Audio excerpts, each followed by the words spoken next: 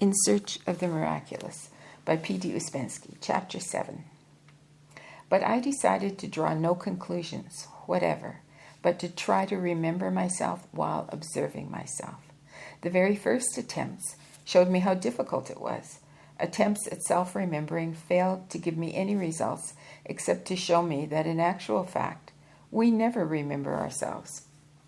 "What else do you want?" said G being Gurdjieff. This is a very important realization. People who know this, he emphasized these words, already know a great deal. The whole trouble is that nobody knows it. If you ask a man whether he can remember himself, he will of course answer that he can. If you tell him he cannot remember himself, he will either be very angry with you, or he will think you an utter fool. The whole of life is based on this, the whole of human existence, the whole of human blindness. If a man knows that he cannot remember himself, he is already near to the understanding of his being. All that G said, all that I myself thought, and especially all that my attempts at self-remembering had shown me, very soon convinced me that I was faced with an entirely new problem, which science and philosophy had not, so far, come across. But before making any decisions, I will try to describe my attempts to remember myself. The first impression was that attempts to remember myself, or to be conscious of myself, to say to myself, I am walking, I am doing, and continually to feel this, I stopped thought. When I was feeling, I could neither think nor speak. Even sensations became dimmed. Also, one could only remember oneself in this way for a very short period of time.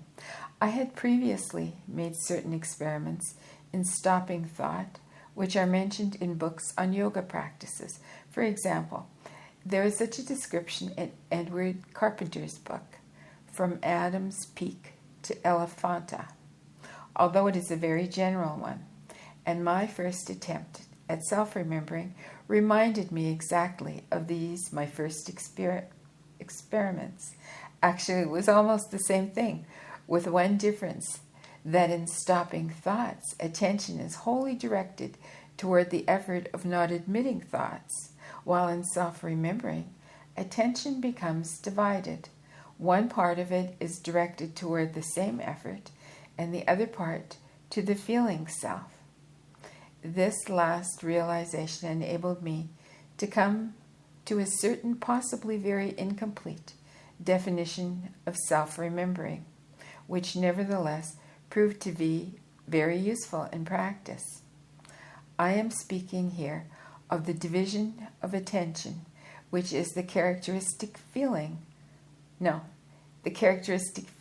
of self-remembering. I am speaking of the division of attention, which is the characteristic feature of self-remembering. In the first place, I saw that self-remembering resulted from this method had nothing in common with self-feeling or self-analysis. It was a new and very interesting state in a strangely familiar flavor. And secondly, I realized that moments of self-remembering do occur in life, although rarely. Only the deliberate production of these moments created the sensation of novelty. Actually, I had been familiar with them from early childhood.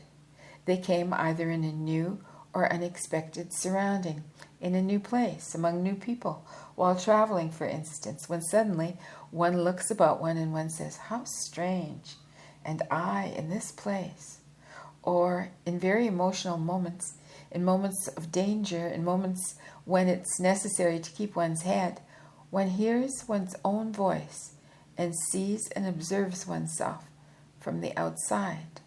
I saw quite clearly that my first recollections of life, in my own case, very early ones, were moments of self-remembering. This last realization revealed much else to me.